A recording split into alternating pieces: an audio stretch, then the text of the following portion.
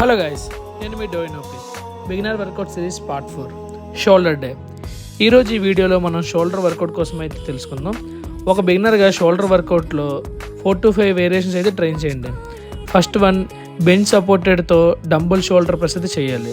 So ఇదైతే మనం moderate to high weights అయితే చేసి 3 sets and 15 reps చేయాలి.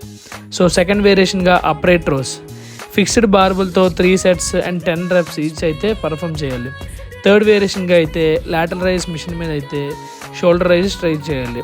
ఇవైతే మనం 3 sets with 15 reps అయితే చేయాలి. సో ఇది కూడా మనం low weight to high weight. అలానే ఫోర్త్ వేరియేషన్గా అయితే reverse back fly 3 sets and 12 reps. And ఫైనల్గా అయితే స్ట్రగ్స్తో అయితే వర్కౌట్ని అయితే ఎండ్ చేయాలి.